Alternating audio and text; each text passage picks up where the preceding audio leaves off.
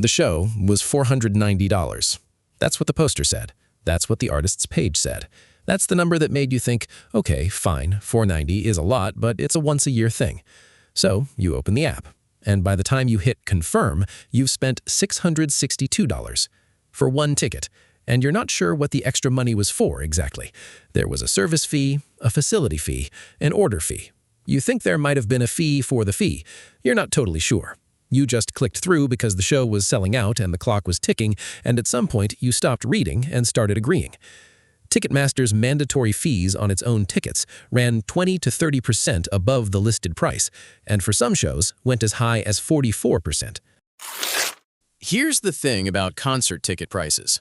They didn't just get expensive randomly. They got expensive because of a very specific set of choices made by a very specific set of companies over a very specific number of decades. Concert ticket prices in the U.S. rose more than 80% in just 3 years after the pandemic, about 4 times the overall inflation rate. That's not supply and demand doing something weird. That's a system doing exactly what it was built to do. By the end of this, you'll understand who built it, how it works, and why the answer to who's getting all the money is going to be a lot more interesting than the artist. Start with the obvious question. You buy a ticket. Where does the money actually go? This is the puzzle, because the answer isn't mostly to the artist, and it isn't mostly to Ticketmaster. The money gets split across multiple layers: ticketing fees, staging costs, the artist's cut, the promoter's cut, and touring expenses that eat most of what's left. An industry analysis from the National Independent Talent Organization estimated that of every $100 ticket, about $22 goes to ticketing fees and $30 to staging.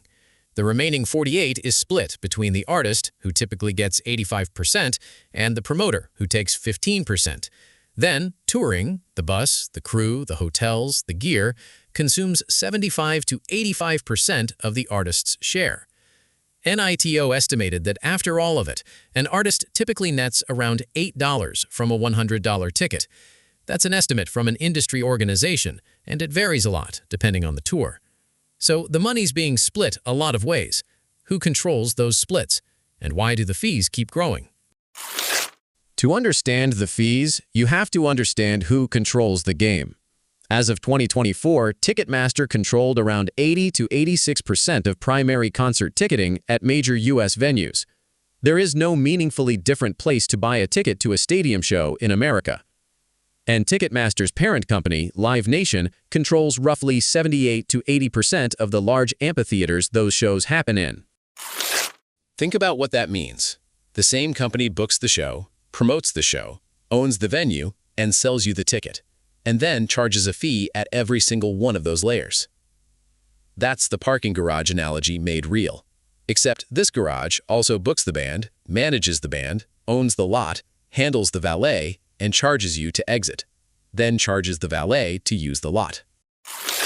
When you buy a ticket on Ticketmaster, and then, because the face value ticket sold out in 4 minutes, buy the same ticket back on the resale market, fees are collected when the broker buys the ticket, when the broker relists the ticket, and again when you buy it from them. 3 rounds of fees, same ticket. To help brokers manage all of this at scale, Ticketmaster offered them a software tool called Trade Desk, which let a broker pull together tickets bought from thousands of accounts into one place. That's the mechanism.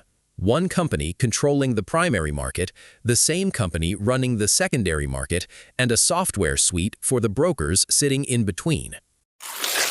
This system didn't appear from nowhere. It was built deliberately, starting in 1982. In 1982, a CEO named Fred Rosen took over Ticketmaster and flipped how the company made money. Instead of charging venues for the ticketing service, Rosen charged fans a convenience fee and split part of that fee with the venues. In exchange, venues signed exclusive contracts. Ticketmaster would be the only way to buy a ticket to any show at that venue. By 1995, Ticketmaster had over 80% of all major U.S. concert ticket sales. It had been there, essentially unchallenged, for 2 decades before anyone with real authority decided to look at it. In 1994, after being approached by Justice Department officials, Pearl Jam filed an antitrust complaint against Ticketmaster. They tried to tour without using it, playing fairgrounds, soccer fields, and state parks. Fred Rosen's response at the time, "If Pearl Jam wants to play for free, we'll be happy to distribute their tickets for free." The DOJ dropped the investigation. 30 years later, things would look quite a bit different for both sides.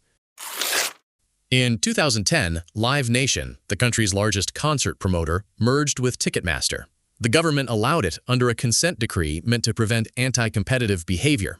In 2019, the DOJ found that Live Nation had violated that consent decree repeatedly and extended it by 5.5 years with an automatic penalty of $1 million per violation. There is also a streaming angle that tends to get missed.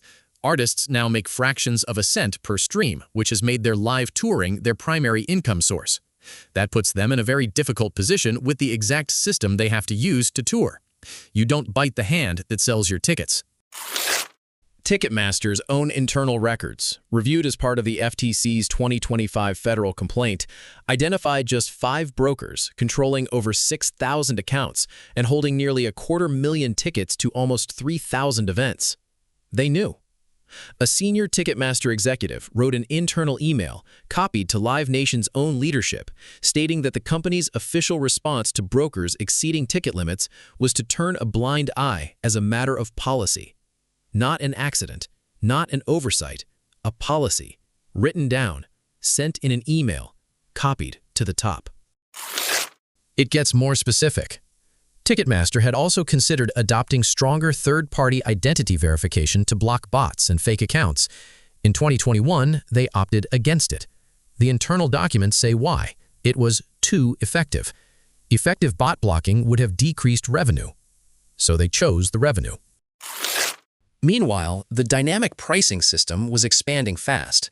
A Senate Minority Staff report using Ticketmaster's own internal documents obtained under Senate subpoena showed that VIP, Platinum, and PriceMaster adjusted tickets in North America grew from 2.8 million in 2019 to 22.8 million in 2022, more than tripled in 3 years. One of the internal presentations described by that report stated the goal plainly, quote, "Ensure fans will not be aware any dynamic pricing of standard inventory is being done." End quote. Keep the prices rising, just make sure nobody notices. During Morgan Wallen's 2021 presale, Ticketmaster received internal requests to pause the queue while fans were waiting in it, so the pricing team could run PriceMaster repricing on unsold tickets.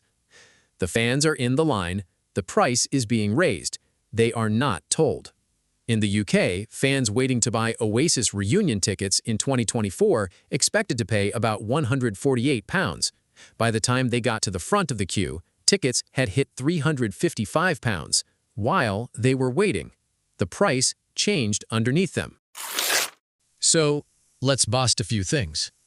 The DOJ's own statement when it filed its antitrust suit in 2024 was, quote, "The live music industry in America is broken because Live Nation Ticketmaster has an illegal monopoly."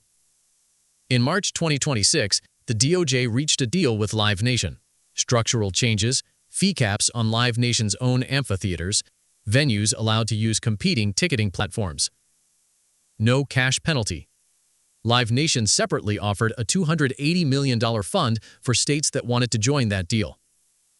33 states and the District of Columbia said no and went to trial instead.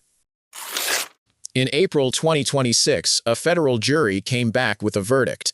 Live Nation and Ticketmaster were found liable on every monopolization count. The jury also found Ticketmaster had overcharged consumers by $1.72 per ticket in more than 20 states. The remedy phase is still being determined. The National Independent Venue Association's Stephen Parker described the DOJ's earlier settlement as not significant enough to call a slap on the wrist. Live Nation's official position throughout all of this: the company has the least influence over prices in the live entertainment business. That is a technically specific claim. Face value prices are set by artists and venues. But the Senate Minority Staff report's documents show the share of inventory priced dynamically was pushed hard internally by Ticketmaster. The tension between them is the story. Pearl Jam filed a complaint about this in 1994. They played soccer fields and fairgrounds, and a tour fell apart. The DOJ dropped the investigation. 30 years later, a federal jury agreed with Pearl Jam. Pearl Jam was just early. If this is making you look differently at every line item on a bill you never really read, there's another video that might interest you. The cable industry worked out years ago that you'd absorb one price but never notice 14 smaller ones. The breakdown is up next.